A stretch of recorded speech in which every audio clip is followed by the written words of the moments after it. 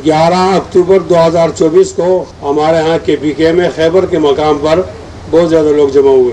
सही अंदाज़ा तो नहीं बता सकता, लेकिन अल जजीरा टीवी ने कहा कि पुख्तूनों की ये तादाद वो 10 लाख से ज़्यादा। इन लोगों ने 27 मुतालबात जमा किए और उसके लिए उन्होंने हाथ भी उठाया और कस्में भी उठाई। उन 27 मुतालबात में हमारे सूबे के सारे मसाइल का हल मौजूद है। मेरी दरख्वास्त होगी कि आज के एलामिया में उन 27 मुतालबात को शामिल किया जाए। मेरी एक और दरख्वास्त भी है कि वहाँ पता तो है ना, वहाँ असद कैसर साहब नाराज ना हो, वहाँ PTI की हुकूमत है, तो अब किससे के सामने रोया जाए।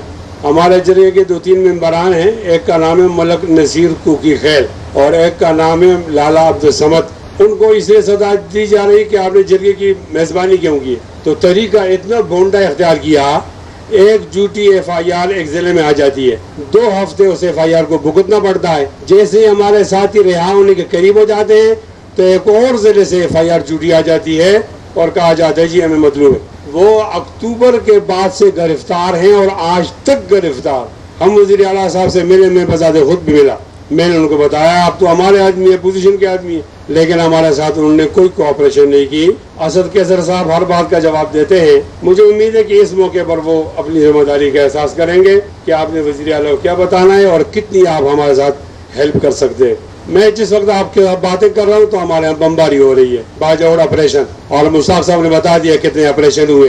तो ऑपरेशन तो किसी मसले का हल ही नहीं है। और अजीब बात यह है कि वहाँ बिल्कुल पाक फौज, नापाक नहीं, पाक फौज आई और उन्होंने शहरी बस्ती पर बमबारी की।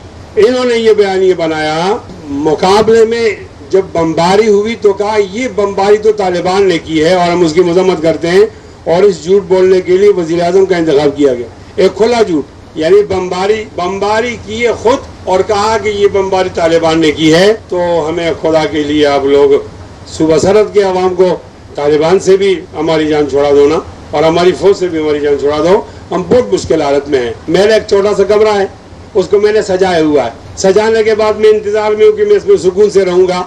अब पहले आते है वहाँ चूहा, अब चूहे को मारने के लिए आ जाती बिल्ली। बिल्ली ने भी मेरा घर तबाह कर दिया और चूहे ने भी हमारा घर तबाह कर दिया। हमारा क्या गुनाह है? बावजूद इसके कि हम बॉर्डर पर हैं, अफगानिस्तान के साथ हमारा खूनी ताल्लुक है।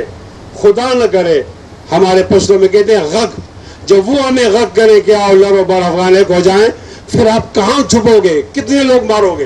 पाकिस्तान की एक इकाई के अंदर आग जल रही है और आग जलाने वाले जो है वो अजीब लोग हैं, वो बात ही नहीं सुनते।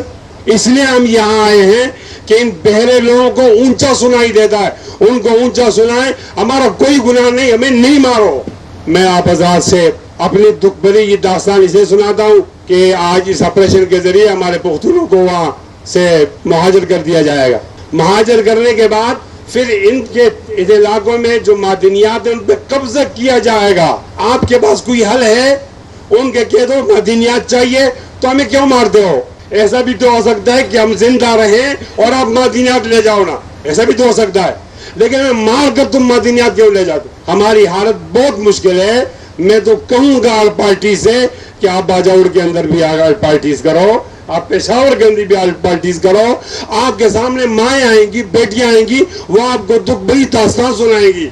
हम बहुत ज्यादा गमज़दा हैं और इस गम की हालत के अंदर आपके सामने आए हुए हैं। मिसिंग पर्सन का मामला इतना अजीब है, कभी कहा जाता है कि ये 8,000 है, कभी कहा जाता है ये 9,000 है। खुदा के लिए ये इंडिया में तो नहीं है ना, ये कहाँ है? तुम्हारे पास है ना। हम क्या कर सकते हैं? आकर बता दो इतने मारे गए, इतने रह गए। जो लोग मारे गए वो लड़कियां अपने लिए खामिन तलाश करें, वो शादी करें, वो कसम पुरसी में, और जो बच गए वो इंतजार करें। हर रात वो लोग अपने बच्चों को समझाने की दरवाजा खोलते हैं और कहते हैं आपका अब्बू भी आएगा और आपका अब्बू आएगा। रात हो जाती है, इशा हो जाती है, अब्बू वापस नहीं आता।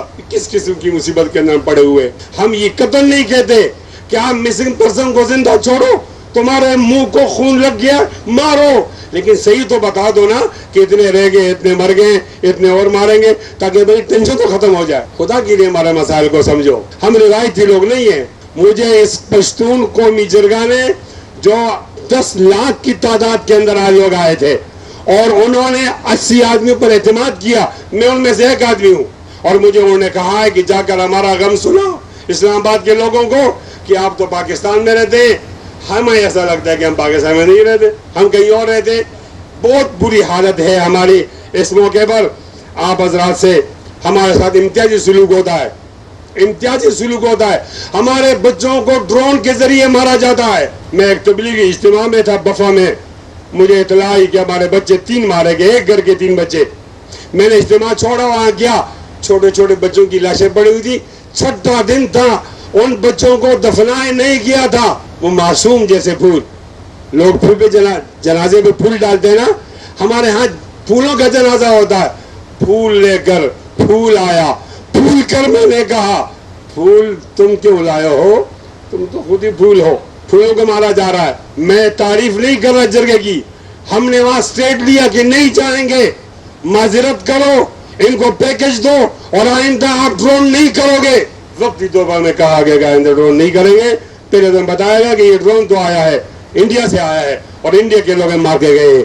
کیا ایسا ہو سکتا ہے کہ آج کی اس نشست کے بعد ہمارے اوپر ڈرون نہ ہو؟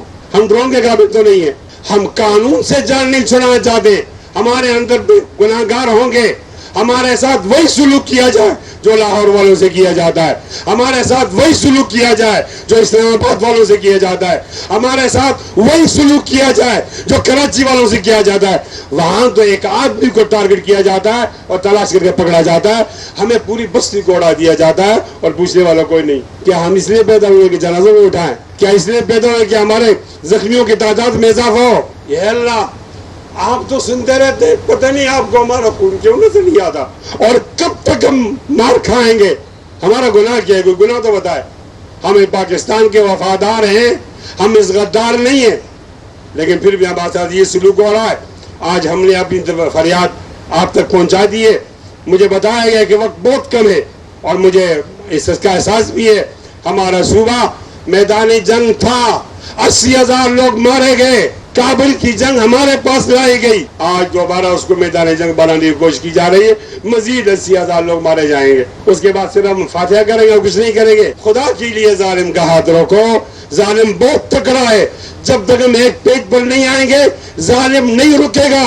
میں کس طرح بازار کی تعریف کروں؟ میں خون کے نیچے، میں بم کے نیچے، ڈرون کے نیچے تعریف نہیں کر سکتا۔ وہ جو میرا قاتل ہے وہ مجھے مارتا ہے اور میرے بھائی کو حکومت دیتا ہے، اس کو گورنر ہاؤس میں بٹھاتا ہے، میرے دوسرے بھائی کو وزیر اعلیٰ بناتا ہے۔ ان کو یہ پتہ ہے کہ اقتدار کے پجاری ہیں، یہ پختون قوم کے خون پر ایک نہیں ہوں گے۔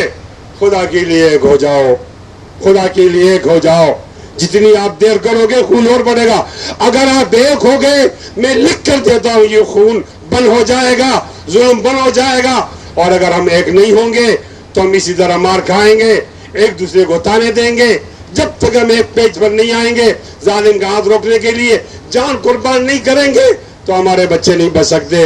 اے اللہ، اس گھڑی کے اندر ہماری مدد فرما اور ہمارے اس آل پارٹیز کو یہ توفیق فرما کہ ایسا اعلامیہ جاری ہو جائے جو میرے دکھوں کا مداوع کرے۔ میں آپ کو شکریہ ادا کرنا چاہتا ہوں، میرے باتوں سے کسی کو تکلیف ہوئی تو معذرت چاہتا ہوں، اور میں اسد قیصر صاحب سے یا پی ٹی آئی کی دیگر ساتھیوں سے بھی کہتا ہوں کہ آپ تو جب اقتدار میں ہوتے ہیں تو سب کو نشہ ہوتا ہے، اور جب اقتدار سے آپ نیچے آتے ہیں پھر تو آپ معذرت کرتے ہیں، ہم سے غلطی ہوئی، تو میں بھی آپ کا وکٹم ہوں، مجھے پکڑا گیا اور مجھ پر غداری کا کیس بنایا گیا۔ پکڑا بھی کس طرح کیا؟ ایف آئی آر میرے بنی مرکزی کابینہ میں، وہ یہاں سے چلی پشاور کو، پشاور سے ایبٹ آباد چلی، ایبٹ آباد سے وہ مانسیرا چلی، اور مجھے 6 مہینے ڈسٹرب رکھا گیا۔ اور جب میں نے ساتھیوں سے پوچھا ایسا کیوں ہوا تو انہوں نے کہا جی ہم تو استعمال ہو گئے، اس کسی اور کا اختیار تھا، بس آج یہ استعمال ہو رہے ہیں، کل وہ استعمال ہو رہے تھے، ہم فار یوز ہیں، جب تک ہم فار یوز رہیں گے تو میرا خیال سے ہمارا یہ حشر ہوگا۔ اللہ تعالیٰ کرے کوئی سلطان صلاح الدین ایوبی آ جائے اور ہمارے مظالم کا خاتمہ ہو۔